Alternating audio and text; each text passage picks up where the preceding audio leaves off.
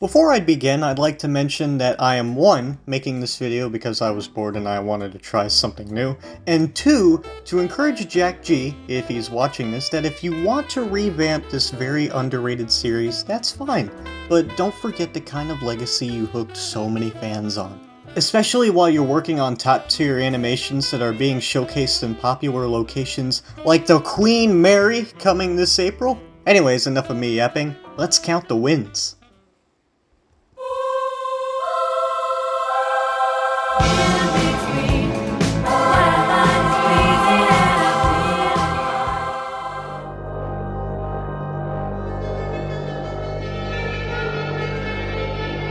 The music here at the very beginning is so good.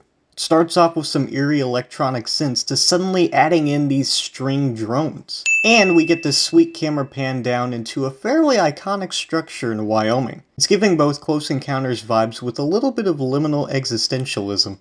We then get this smooth shot of the Titanic sailing past, and it all seems normal until you see something growing out of the funnel. An immediate sign that there is something wrong here. And I'm all here for it. The tone takes a dramatic shift here, going from the bright colors of the afternoon to suddenly an incredibly dark night shot of a ship sinking. Yikes. Again, you see the stuff growing out of the funnel, but it immediately collapses. It's such a clever detail to add in, making the audience question what they just saw. I absolutely love how the lights flicker out one last time just before switching to the next shot here. Again, major switch in tone. We go from dark, cool colors to fairly brightly warm and muted colors back to this dark contrast, and then we get a black and white shot in a storm. Already the series knows how to play with mood. You gotta love this shot right here. We're at a distance, the explosion adds some color before going back to black and white, and gives us a sense of the massive scale of this destruction with the list as the ship begins to sink. Then we're left off on this shot right here at the end of the first video. We get these warm colors of the sunset as we look at the partial silhouette of this ship in a wreck. We again see the stuff growing out of the funnels, but this time it is growing like vines along the sides of the vessel. This is a great introduction to the series by raising eyebrows, sending chills down our backs, and making our heads swim with questions.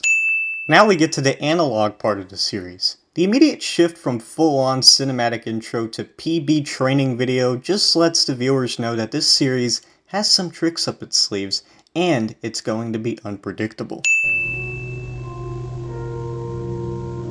I like to point out how they really nailed the VHS quality here. Glitchy screens, the sounds of the static, the waiting room music. This is the kind of stuff a school teacher in the 90s would play right after they roll out the TV. Well, not this in particular, but it's giving those nostalgic vibes here, you know? I like how the presentation is keeping its calm mood while also showing us pictures of these ships with censored portions on it. That's another sign that whatever is happening here is not normal, and we are dealing with some kind of conspiracy here. The history explained here in this slide is absolutely terrifying. Whatever happened to Mauritania was not pleasant, as it mentions that everyone on board had just gone missing. Then we get this picture of the Olympics interior before the mesh, giving off major backrooms and liminal space vibes. The animation here really nailed the handheld camera effects. We even get these slow zoom-ins from time to time. And the sound design here is sensational. It really captures a sense of nostalgia from whatever home videos your parents might have shown of them as a kid, but we're just given a tour of a grand ocean liner here. I also love the background music here. Again, adds to the VHS quality, but also makes the whole exploration feel unsettling, even if everything looks normal so far. The dolly zoom here just adds to the vast length of this corridor, only making this tour feel more uncanny. And this is an incredible use of foreshadowing. It's like exploring a large hotel alone, you know? The parts of it with no windows. We've all done that, right? I mean, I recently did that at the Anatole after doing a short documentary on the Lusitania's propeller. That has a connection to this series now that I think about it.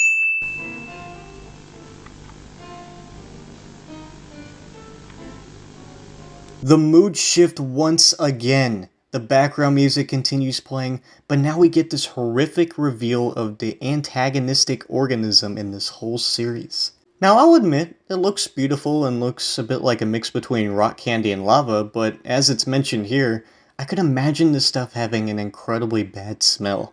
Like something dead that's been mixed in asphalt and is damp and musty. Take a minute and try to picture that. Ah, the UK. A country where the roads appear narrow, having winding turns, and where everyone drives on the wrong side. The reveal of Olympic here is staggering. It just feels so weird seeing a ship from the 1910s filmed on a VHS tape with a modern jet flying over it, especially if that ship is the identical twin of the Titanic. This comparison can be made to seeing the Queen Mary docked in California, which is exactly what's being referenced here. Not exactly a Rickroll, but we'll take it. The light from the camera, the static of the tape, the quiet sounds of the cameraman walking, and the old-fashioned environment, all of these combined just makes your skin crawl. Yeah, there are extreme Backrooms vibes coming from this, especially with the slow pan to the other side of the corridor. Whoa. This scene here really catches you off guard. We go from a quiet investigation to suddenly being chased by an incomprehensible horror that you can't even see when the cameraman looks back. And the camera movements here are so realistic. Well, there could be a bit more of a camera shake, but even still, we can feel this guy's panic right now. And the sound design once again processed through an analog tape, you can just imagine how extremely loud this must have been. You can hear this thing slamming against the walls, roaring in the distance, and zooming over the carpet.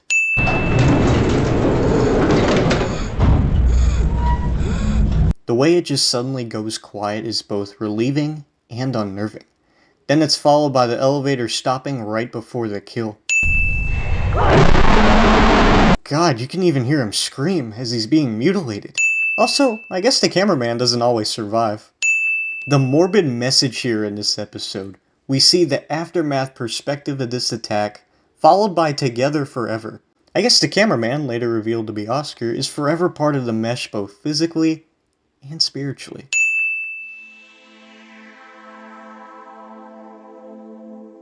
The 80s synth music here with the low-lit photographs really adds to that liminal vibe in this whole ordeal. It's like watching those videos of places you've seen in your dreams, but it's just hard to explain. But I just love the vibes here! I can't imagine how horrifically mangled Oscar's body must have been after that. Well, at least the Converse are okay. The whole design of the mesh here after the attack looks so unique. Kind of looks like it pixelated the whole room, but I guess it looks more like that because of the VHS filter. But the only description I can give for this shot here is a child's drawing of dark walls. Kind of like Dawson's drawings in Insidious or Timmy's from The Forest. There's just something grotesque about seeing an unknown substance lining these walls. The elevated level of unease when you notice that certain things are censored here. It's been confirmed that the mesh is one very complex organism, but if there are parts to it that are too horrific to be shown on tape, that only raises more questions for the viewers. The way this stuff moves too. It's gross. But in a good we're here for body horror type way. Again, this looks like rock candy. Can't imagine that it would taste good though. Also, I love how the mesh resembles those vine decorations featured on both Titanic and Olympics promenade dining rooms. And now we're back to the liminal slideshow. Now that I think about it, this looks like a tape that you would show someone investing in buying out an abandoned building and converting it into an arcade or a roller skating rink. Now here is where it gets apparently obvious that this is an alternate universe. It implies that Titanic still existed, but didn't sink like she does in real life. There's almost a positive note here right before we're brought back to the crime scene. And the silent film music still playing on the surveillance footage is such an unsettling touch. I also like the callback here to Oscar's death. The passengers enter the elevator, the doors close, and then we cut right back to the aftermath. It's also good foreshadowing. This chart here is mapping where the mesh is located on the Olympic, and it's safe to say that the engine room will not be open for business. Which, as a ship nerd, I am bummed about because all someone wants to do is see some cool looking engines. I like the ASMR ambience overlapping the silent film reel. This was shot in 1915, a time where sound wasn't recorded yet on film, so I'd like to imagine that the white noise we were hearing is the sound of an office where someone is viewing the reel. The explosions here on the Britannica remind me a lot of the Winsor McCay cartoon about the sinking of the Lusitania. Just the shaking of the camera and the jumping of frames here really adds to that silent film vibe. But we're witnessing from a distance an 890-foot long ship being destroyed, and it sinks very quickly. So if anyone was even near this thing while it was happening, I could picture something as terrifying as the real-time sinking of the Britannic that Jack has also made. Some ominous music over this old footage really foreshadows the disaster that these people have no idea that they're about to face. Such a good start to this archival portion of the analog horror. And now the questions start flooding in. The Lusitania sank like the Titanic, and we're seeing a trailer to the release of Lusitania. I'm just waiting for someone to pirate Titanic and completely edit the entire movie and replace it with the Lusitania. Please don't pirate movies. England across the Atlantic to New York. Holy cow, it's Harry Shearer, I think. The flashing text on the screen here implies a terrible fate for the ship's passengers. Either they drowned and got absorbed by the mesh, or the mesh absorbed them first, and both of these scenarios sound bad. We return to the cinematic shots, and what a scene that's been set up for us. Alarms are going off, lights are flashing, and the office seems abandoned. This really gives the anxiety of what kind of event led up to all this. As a ship nerd, I absolutely love how there are models of these liners on almost every desk. Makes you wonder if there was some sort of lottery draft to be hired for this company, or a bunch of history geeks just volunteered. Hey, I would work here. Nothing like the innocent nature of a training video. Casually mentioning a bunch of historical liners, and then this fictional one. Ship 1 of Set 1, SS Mauritania, Inhabitation Level 0. Inhabitation Level 0? Man, if it's that bad, what kind of workplace accidents happened here? I bet HR has a couple pages worth of incidents from here. Only makes this story more uncanny. I love this little guide video. It's very informative and it gives you an idea of how organized this company must be when dealing with these infested ships. Almost a reference to the Chernobyl liquidators. That's if everyone involved in that had this kind of video guide for it. The cutoff here after Olympic is mentioned is good. All we needed was the inhabitation level before we moved on to the interrogation. So, context on this painting here, it's actually referencing the sinking of the Titanic. But because of how popular the Mauritania and Lusitania were in this time period, most painters confused the designs of Cunard and White Star liners. So, some depictions of Titanic look like the Lusitania instead. So finally this painting is accurate. If you want to take a short break or would prefer to write down your account, please. I'm fine speaking. What an introduction to this character. He's got such a gentleman-like voice. Ethan was such a good choice to voice this character, and he was only 16 at the time. Even though this is one of the only episodes McGowan is featured in, he's such an iconic character in this series. I love how this alternate universe sticks to real-life references, like this sketch for example. It's a reference to a drawing a Titanic survivor made just a day after the tragedy. In fact, this drawing was sketched by a fan who was asked permission for it to be used with some added detail like the horrific image of mesh revealing as the ship splits in half. The amount of four-funneled ocean liners mentioned in this episode are really making me question how much of an infrastructure Project Britannica has when it comes to keeping these ships secret. Mind you, these ships range from being between 100 and 900 feet in length. How do you hide these things? But it also makes you question Olympic. It looks docked in a public place, later revealed to be a museum. So they could be making extra profits off of this ship in order to keep their balance and budget. But it's also expensive to keep a ship like this in the dock. Economics! SS Wartaw mentioned. Will's description of the iceberg collision sounds much more violent than Titanic's real-life collision. He mentioned ice shattering through the portholes. The Nautical Mile made a fan animation showing this collision if you want to go check that out. This picture with the caption raises quite the implication. Imagine being preserved down there for 70 years. I saw with my own eyes the Mauritania when they dragged her back in. She was practically a wreck. The voice acting in this scene is phenomenal. Ethan really brought out the emotion here for McGowan. Please just tell me what the hell happened on my ship. Please, before I can't remember anymore.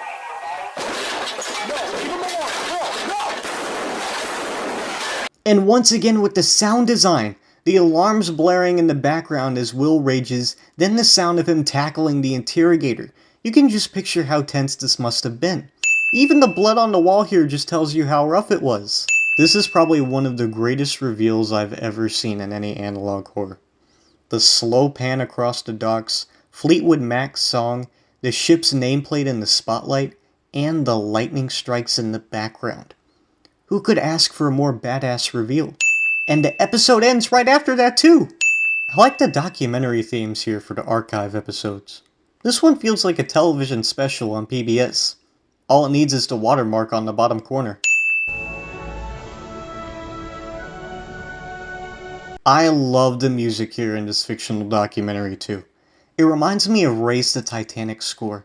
It's heavy on the strings and has a hopeful melody to it, especially when reflecting on disaster. Reeling from the loss of the Campania in 1904. According to a community post on Jack's channel, one of several relating to this series, Campania's sinking was not pleasant. Even though this is a subtle reference to what sounds like an unimportant ship, this is actually what started the whole mesh fiasco on the timeline. What began as a lighthearted gesture amongst his peers, tragically left Max trapped within the Mauritania's double bottom, unnoticed by those above. This is such a terrifying fate. Being buried alive in steel? They didn't even bother to take him out? Well, I guess if you're on a schedule to build a boat, you have no time for repairs. That's how Titanic sank. Look up the coal fire incident. We now come back to the Mauritania incident, referenced in introduction and interrogation. And man, what a score for this clip. Amazing Grace is playing, we see several photographs from the incident from multiple ships. It's a sad scene, but this is from the public's perspective. There is so much hidden from this documentary that only we know about. Man, I wonder what the conspiracy theorists are like in this universe. On September 1st, 1911, amid somber farewells along the Tyne, the Mauritania was towed to Rosyth, Scotland, where she met her end. Man, the irony. Last episode we were told that Mauritania was in Project Britannica's possession. In 1911 they could have easily used scrapping as a cover-up. But that makes me wonder where they stored her. Pause the video at the right time and you can see what is being censored. Yikes. I'm loving the Stranger Things vibes here with the camera. And if you look closely here, that's Mauritania! Thank you for attending this evening, Mr. Walker. It now appears that things have escalated. Yet another great character introduction. Stainthorpe has the confidence of a businessman, which makes us know that he has no concern in the issue, but is still dealing with it in an orderly fashion. Also, we get a clue here that the government has knowledge about this, which is no surprise, especially when it comes down to stuff like UFOs, drone sightings, yada yada. Stainthorpe's plans to cover up the mesh outbreak with renovations is surprisingly a smart maneuver. Except if someone gets skeptical that a kid went missing aboard the ship, then a few days later they decide to renovate it. But putting that aside and assuming the public is stupid, this is still a smart cover-up. When we're back in operation, we intend to open the Olympic Cup, not just as a museum, but a full hotel. As far as I'm concerned, the Queen Mary doesn't exist in this universe. Or at least does and hasn't been docked in Long Beach, California. So the Olympic taking that hotel ocean liner place is a good nod to what we already have in real life. Also good for them for not docking the Olympic in California. I doubt that the state's infrastructure could keep that thing running while the UK houses all of these other ships. Oscar shouldn't have been down there. We've had the engine and boiler rooms sealed off since 1911. And we've never run into a problem like this on the Olympic before. Curiosity really killed the cat, huh? Oscar has quite the track record at PB. Managing to unleash the most incomprehensible horror after it was locked up for almost 77 years. Harry Potter is getting PTSD from Chamber of Secrets reading this.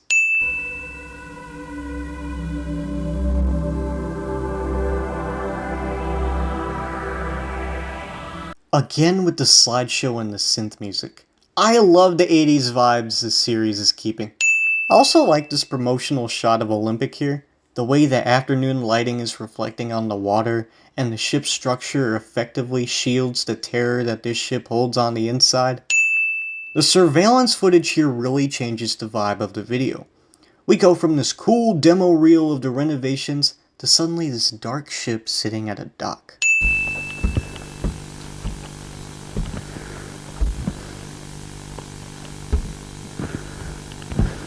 Again, the sound design! The light footsteps, Oscar's breathing, and the white noise of the tape. There's going to be so many more instances where the sound just blows me away, so here are 10 extra wins. I really like the ominous lighting emitting here from Oscar's camera. It only makes his identity more mysterious. So as of now, we really can't feel bad for his death because we don't even know what he looks like. I would almost say that this shot right here is some sort of foreshadowing to something we've already seen. We know the light is Oscar's camera, but I feel like in some way it also symbolizes the mesh chasing him down the long corridor, but in a slower motion. You make your judgment, but that's just my artistic perspective.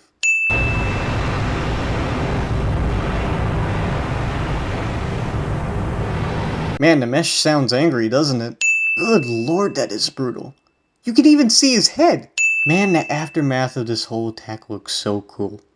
The mesh lines the walls, the floor, the ceiling. I'm not big on body horror, but this is an exception.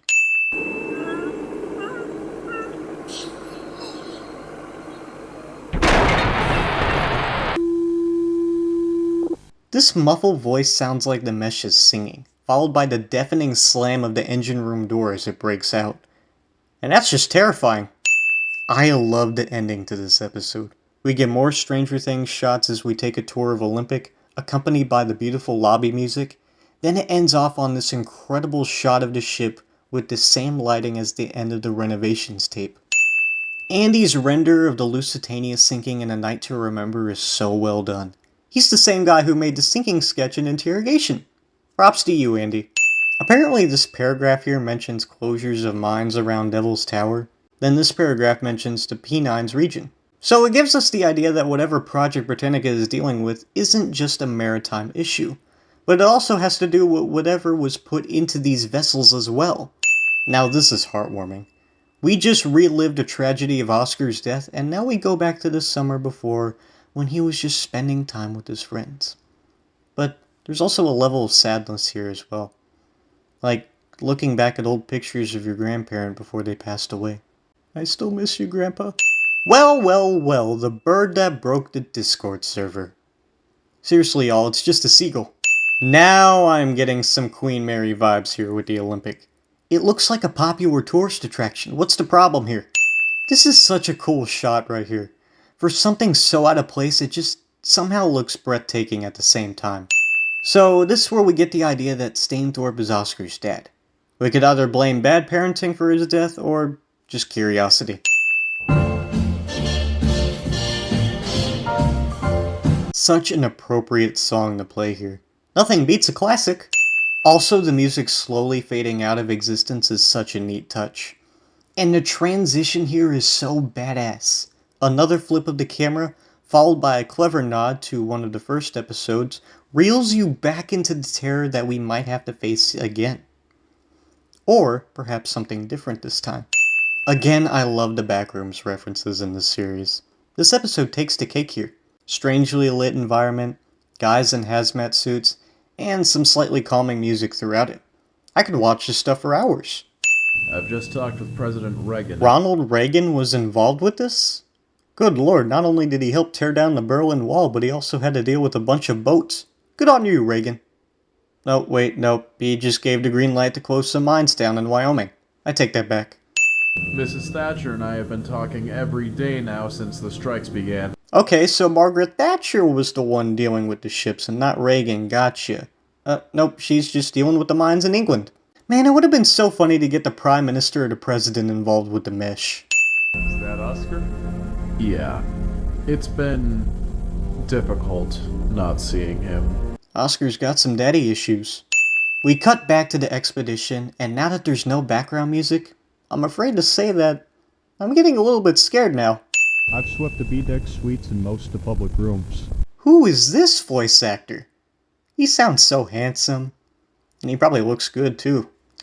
Man, I wonder who this voice actor is. Would have been a shame to have a partner on this day. Glad I stayed single on Valentine's Day. Again, that is a scary reveal. The lighting of this corridor does not make it better. Boat deck crew, have them bring aboard a... Ouch. Oh hey, the cameraman does survive after all. It is a bad day at the office for this poor guy. He just lost 2 of his colleagues and has to run for his life. We've all had those days, right? Now this series has taken another turn. So now these ships are alive. Also gotta love a good Blondie song to end off this episode. This must not get out. Now this is a start to an episode. I love the use of rain in certain episodes. Again with the acting. Stainthorpe has lost his cool at this point, and now he is genuinely worried. Both for everyone's well-being and the sake of his career. We tried to eradicate it. They tried it on the Britannic. Now we understand why the Britannic was destroyed. See, it doesn't take a whole team of analysts to break down a series. Sometimes the questions are answered for you. Do you understand how hard it is to go home to my wife and have to act like our son is still out there? This poor guy has gone through so much. To make it worse, he can't even tell his own wife that he knows that his son is dead. This guy's gonna have a drinking problem later on, I can already tell. If people have to suffer so we can figure out what the this thing is and how to kill it, then so be it. And he just took a hard left here, and now I'm back to hating him. Now, more than a month after the disappearance of 19-year-old Oscar Stainthorpe, on the night of February 26, the search party has finally been called off. It's not Will McGowan, but he makes a good radio host. The faded shot from Oscar's investigation overlapped onto the broadcast here is on a whole nother level of ironic. Really makes you feel bad that nobody knows what happened to him. This is hands down one of the greatest shots in this whole series. The slow zoom away from Olympic, the poster fading into view, and the lightning strike? The blend of colors here are so melancholy that I might just have to add an extra win for it. And this is where Oscar's face is revealed. Now the whole thing surrounding his death now makes the audience feel sympathy now that there's a face to reconcile with. The documents on Alex Browning, with the creature report, and Oscar's missing poster are so creative. The only thing it reminds me of is the opening credits of the Andromeda strain. Okay, I'm sorry, but this is actually a very cool recreation. And I love the recreation of the news report after Titanic was found. And he nailed the flying scene! We don't get any black screen transitions, we just cut right to an expedition. Mirror 1 to Mirror 2. We're photographing the bow section now. If you can take further photos of the debris field, that'd be great before we start recovering the cocoons. In an alternate universe where Major Kong didn't ride the bomb on Dr. Strangelove, he happily resigned from the Air Force and became a submarine pilot. Very random reference, I know, but I just wanted to compliment RMS Gigantic's voice acting here. Mirror 2 to Mirror 1. We found 0 traces of any passengers in the stern section. Heading toward the bow now to help in the recovery. There's that handsome voice again. I wonder what his Instagram is. I like how there's a faint heartbeat in the background that gets slowly louder as we carry on. It's really lining up for one hell of a jump scare. Always Hollywood getting history wrong in movies. Look at the text that flashed on the screen. SOS Titanic referenced? Huh. Mirror 2 to Mirror 1. We're going to attempt to recover the final cocoons. PB version of the Titan submarine incident. I would have never imagined that Elvis Presley would be the biggest jump scare in this whole series. I mean, my god, my heart skipped a beat when this happened. You're the devil in disguise, oh yes you are. The song playing in sync with Lusitania approaching the iceberg is so good. Oh my god.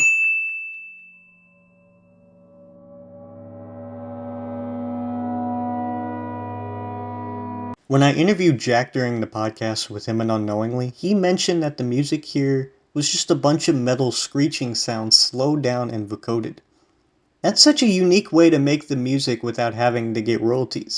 I just want to say, the cinematography in these last 2 episodes are just so brilliant and should deserve an award for it. I love the contrast between warm, evening colors that are representing before disaster, the overwhelming cold colors with a hint of warmth during the disaster, and finally the dark blues tones after the disaster. Same here in this episode. The colors are muted because this is before both Titanic and Olympic are even launched. Then things get progressively brighter as they are ready for their voyages. Ironclad was mentioned throughout the series, only now we are revealed that those places were mining for steel. Gotta love a good Devil's Tower shot. This one now feels more like Close Encounters. I love this ending. Of course, originally the series was supposed to continue after this, but Jack wanted to remake it, but in some way, this actually makes for a perfect ending. There are still many questions left unanswered, like what happened to Titanic, what happened to Olympic in February of 1996, and why it was gone for 8 years. We didn't cover that episode, but because it no longer exists. And most importantly, what is the mesh? I actually like films and shows that do this because it lets the audience come up with the ending for themselves, which adds more creativity to the world. I don't know, I just enjoy how we were left off with a cliffhanger in this series. Project Britannica is such an underrated analog horror series that I think deserves more attention than it does. For those of you who stumbled across this series by accident and watched it in playlist order without having any knowledge on ocean liner history, this story can be conflicting, but that only adds to the brilliant mystery and suspense of the storyline. It adds a what-if scenario such as, what if the Titanic never sank? Or, what if these great ships still existed? Basically combining Monument mythos, the backrooms, and Stranger Things to a subtle storyline about corrupt business and living machinery, maintaining a badass 80s and 90s VHS quality, and adding fantastic cinematic aspects to enhance the mood of the story. I love how this being an analog horror series isn't afraid to experiment with certain techniques, like the cinematography going from full-on analog to whole Stranger Things vibes. The soundtrack as well is so iconic, using underrated songs like Atsley's Together Forever and Tell Me Lies by Fleetwood Mac, including older classics like Devil in Disguise and Beyond the Sea. And the casting is so good too. I mean, not trying to give myself credit for my cameo appearances, but the actors for Will McGowan and Stainthorpe are absolutely phenomenal. McGowan goes from being the young, laid-back British lad to going into an all-out rage fit as he questions the motives of the company and what they're hiding.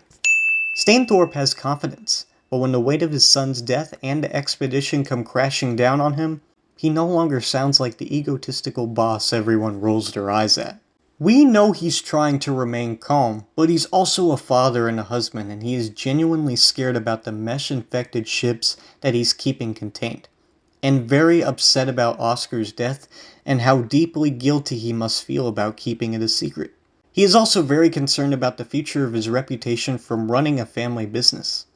Finally, the animation in this series is so eerie. From these first-person camcorder perspectives, to unsettling surveillance footage, to incredible cinematography, all playing with the tone of the series.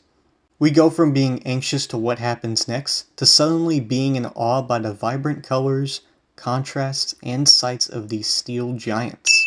I could go on and on here about the animation and sound design here, but I think I've made my point. As much as I'm rooting for Jack to revamp the series to show us what he's got in mind, and to change a few plot lines, we're still reminded of the great start that he's had with the mystery of Project Britannica. And I think he should keep that in mind. Alright, I'm gonna go read a book now. Or plan for my next podcast.